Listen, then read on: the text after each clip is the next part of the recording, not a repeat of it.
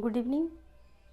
आज मैं आप लोगों के लिए फिज़िक्स की भौतिकी की दूसरी क्लास लेकर के आई हूँ। और पिछली क्लास में मैं आपको यूनिट्स बताई थी, जिसमें डायमेंशन के बारे में भी कुछ बता दी थी। आज मैं किसी भी फिजिकल क्वांटिटीज भौतिक राशियों का बीमा लिखना बताऊंगी कि भौतिक राशियों का फिजिकल क्वांटिटीज का बीमा कैसे लिखा जाता है, क्योंकि मोस्टली जो है एग्ज़ाम में, कॉम्पिटिटिव एग्ज़ाम में इस तरह के क्वेश्चंस आ जाते हैं। तो पिछली क्लास में मैं बताई थी कि एसआई सिस्टम में फंडामेंटल जो यूनिट है उसकी संख्या 7 होता है, मूल मात्रकों की संख्या 7 होता है, और सप्लीमेंट्री यूनिट्स संपूरक मात्रकों की संख्या 2 होता है, रेडियन और एस्टेरेडियन। और आज चलिए बताती हूँ कि बीमा क्या होता है। आइए,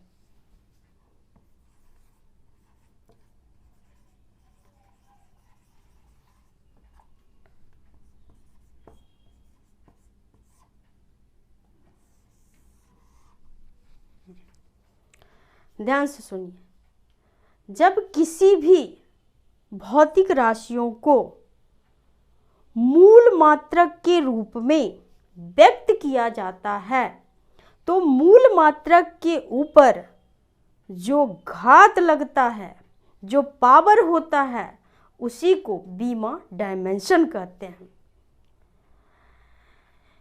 किसी भी फिजिकल क्वांटिटीज को जब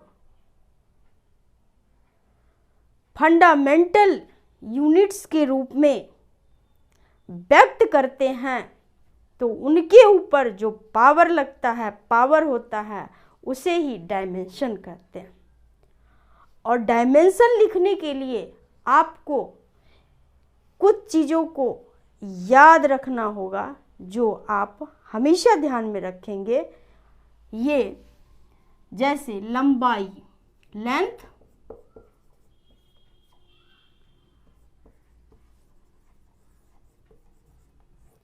इसका बीमा L होता है। द्रव्यमान, मास, इसका बीमा M होता है। समय, टाइम, इसका बीमा T होता है। विद्युत धारा,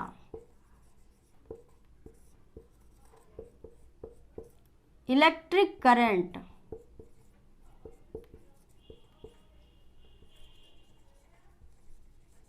इसका बीमा कहीं कहीं A होता है, कहीं कहीं पर I लिखा रहता है। ताप, टेम्परेचर,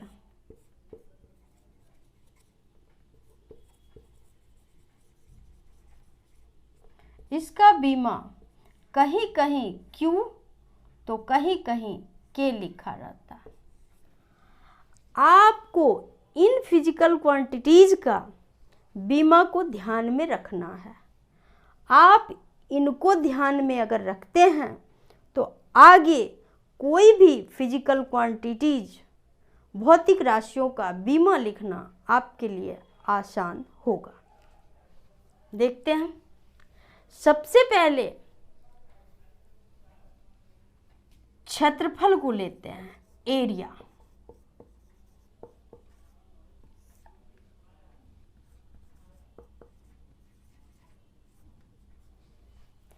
क्षेत्रफल का बीमा, एरिया का बीमा कैसे लिखेंगे? तो मैं आपको बता दूं कि किसी भी फिजिकल क्वांटिटीज का, भौतिक राशियों का बीमा 2 प्रकार से लिखा जाता है। एक, अगर आपको उस फिजिकल क्वांटिटीज का फॉर्मूला याद है तो आप उसका बीमा लिख पाएंगे। अगर आपको फॉर्मूला नहीं याद है, उसका मात्रक याद है, एसआई सिस्टम में उसका जो मात्रक क्या होता है, अगर वो याद है तो भी आप इजीली उन फिजिकल क्वांटिटीज का, भौतिक राशियों का बीमा डायमेंशन आसानी से लिख पाएंगे। तो सबसे पहले मैं फॉर्मूला का क्षेत्रफल का फॉर्मूला लिखती हूँ और इसके बाद मैं फिर इसका एसआई सिस्टम में मात्रक क्या होता है उसके अनुसार बीमा लिखूंगी। देखते हैं, क्षेत्रफल का जो फॉर्मूला होता है वह क्या होता है, लंबाई गुने चौड़ाई, लेंथ इंटू ब्रेथ। तो लंबाई का बीमा मैं अभी लिखी हूँ क्या होता है, L। तो आप लंबाई की जगह पर L लिख दीजिए, इंटू है तो इंटू, और चौड़ाई, आपको एक चीज़ ये भी ध्यान रखना है कि किस चीज़ को किस में मापा जाता है। तो चौड़ाई को आप किस में मापते हैं, मीटर में। अब मीटर किसका मात्रक है, तो लंबाई का। तो चौड़ाई के जगह पे हम L लिख सकते हैं। अब L इंटू L, यहाँ 1 पावर, यहाँ 1 पावर। तो आप जानते हैं कि जब इंटू में होता है कोई भी डिजिट, मैथ में भी आप पढ़े होंगे, तो एग्जाम्पल लीजिए 10 इंटू 10, यहाँ नहीं कुछ है, पावर 1। और ये क्या है, बेस इक्वल है, यहाँ भी बेस 10 है, यहाँ भी बेस 10 है। अगर बेस इक्वल हो और इंटू में हो तो वो उसका पावर जुड़ जाता है। तो यहाँ 10 टू द पावर 2 लिख सकते हैं। उसी तरह से यहाँ भी बेस इक्वल है, L बेस हुआ, ये भी L बेस हुआ, L इंटू L, तो पावर क्या हो जाएगा, L2, यानी पावर दोनों जुड़ जाएगा, L2। तो क्षेत्रफल का डायमेंशन क्या हो गया, L2। ये किसके अनुसार मैं लिखी, क्षेत्रफल का डायमेंशन, फॉर्मूला के अनुसार। आइए अब मैं इसको मात्रक के अनुसार लिखती हूँ। एसआई सिस्टम में क्षेत्रफल का जो मात्रक होता है वह क्या होता है, तो एसआई सिस्टम में क्षेत्रफल का मात्रक मीटर स्क्वायर होता है। क्या होता है, मीटर स्क्वायर। और मीटर किसका मात्रक है, लंबाई का। लंबाई का बीमा क्या होता है, L। तो यहाँ लिख दीजिए L, पावर 2 है तो 2 लिख दीजिए, हो गया। क्षेत्रफल का बीमा क्या हो गया, L2। यानी फॉर्मूला से भी L2 बीमा हुआ और मात्रक एसआई पद्धति में, एसआई सिस्टम में उसका मात्रक जो के अनुसार भी L2 हुआ। इसी तरह से नेक्स्ट देखते हैं,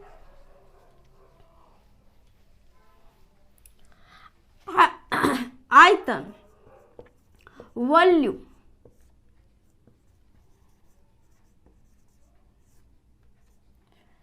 इसका क्या होता है फॉर्मूला, लंबाई गुने चौड़ाई गुने ऊंचाई, लेंथ, ब्रेथ एंड हाइट। लंबाई, लंबाई का बीमा क्या होता है, L।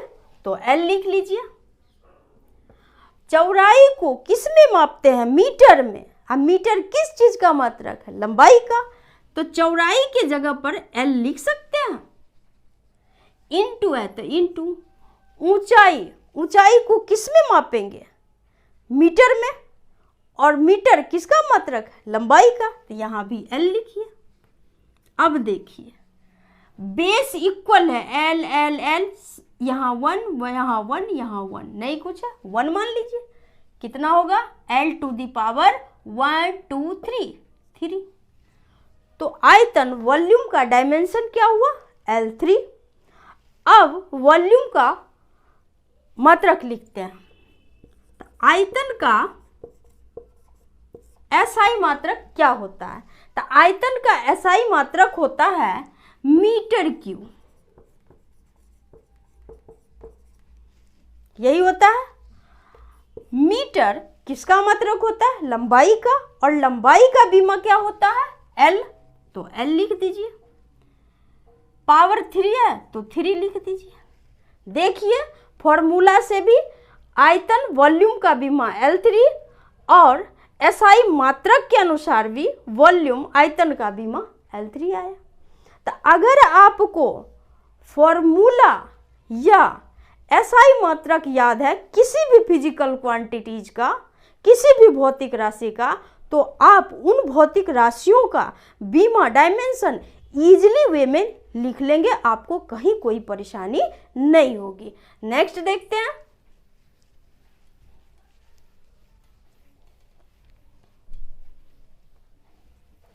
वेग का लेते हैं, वेलोसिटी।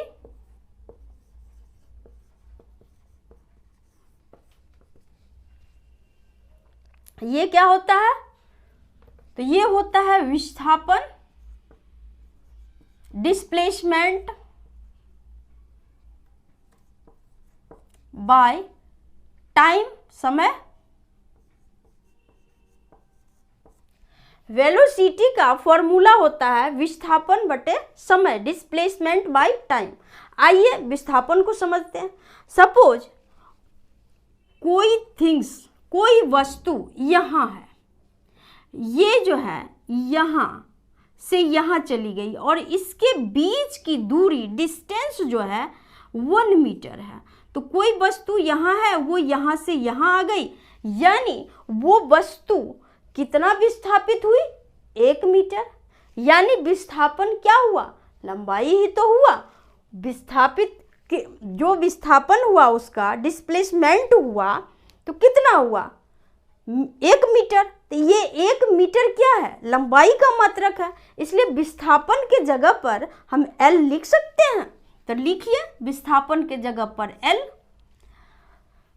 समय, तो समय टाइम, इसका बीमा होता है M, तो M लिख दीजिए। ये T, तो T लिख दीजिए। क्या होगा? L और T पर पावर 1 समझने के लिए तो L, और आप जानते हैं कि कोई भी चीज बट्टा के नीचे होता है और जब वह ऊपर जाता है तो क्या होता है?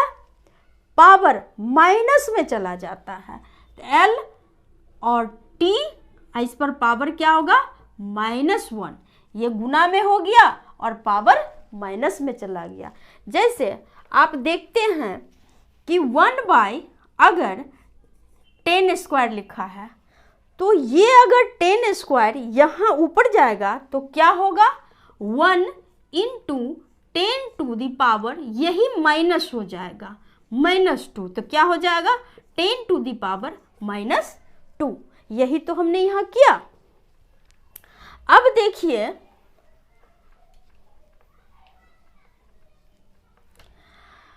वेग का फॉर्मूला से हो गया। अब वेग का SI मात्रक क्या होता है? तो वेग का जो SI मात्रक होता है वेलोसिटी का, वो होता है मीटर प्रति सेकेंड। ये जो सिंबल है इसका मतलब बट्टा होता है, तो मीटर बट्टा समय, यही होता है। अब मीटर किस चीज का मात्रक है? लंबाई का। लंबाई का बीमा क्या होगा? L। ये सेकेंड क्या है? टाइम। टाइम का बीमा क्या होता है? T। और यहां नहीं है एक, यही ऊपर अगर चला जाता है तो L × T⁻⁻1 हो गया LT−1। देखिए यहाँ भी LT−1, यहाँ भी LT−1, यानी फॉर्मूला से भी अगर मैं लिखती हूँ तो LT−2। अगर आपको फॉर्मूला ध्यान में नहीं है, याद नहीं है, तो आप इसका SI मात्रक से भी आप बीमा लिख सकते हैं। बट आपको दोनों में से एक चीज को याद रखना होगा, तभी आप बीमा लिख पाएंगे। Next,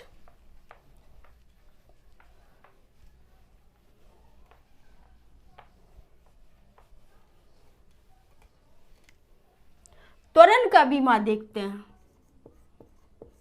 acceleration. त्वरण को क्या बोलते हैं इंग्लिश में? एसिलरेशन। इसका क्या होता है? तो त्वरण का जो फॉर्मूला होता है वह वेग परिवर्तन की दर बाय समय, टाइम।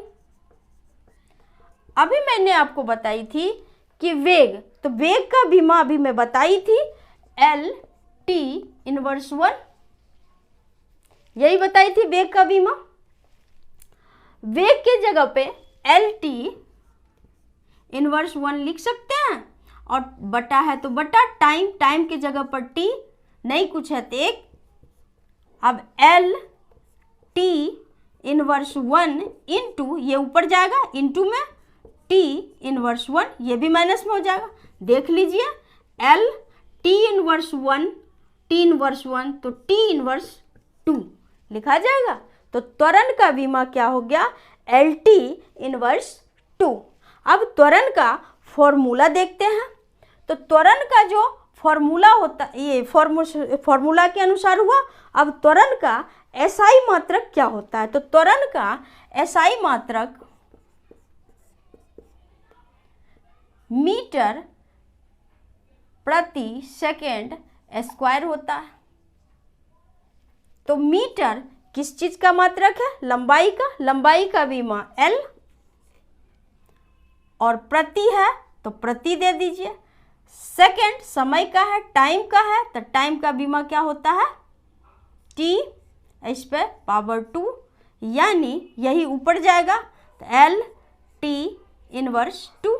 देखिए फॉर्मूला से भी एल टी इनवर्स 2 और एसआई मात्रक से भी एल टी इनवर्स 2। आगे देखते हैं।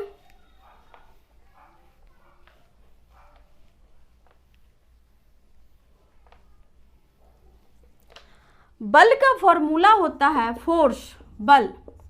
इसका क्या फॉर्मूला होता है? द्रव्यमान मास गुने त्वरण, यानी m इंटू ए। m जो है द्रव्यमान, इसका बीमा m इंटू, अभी मैंने त्वरण का बीमा बताई थी, इसका बीमा क्या होता है? L T inverse 2। तो क्या हो गया? m L T inverse 2। अब बल का एसआई मात्रक को देखते हैं।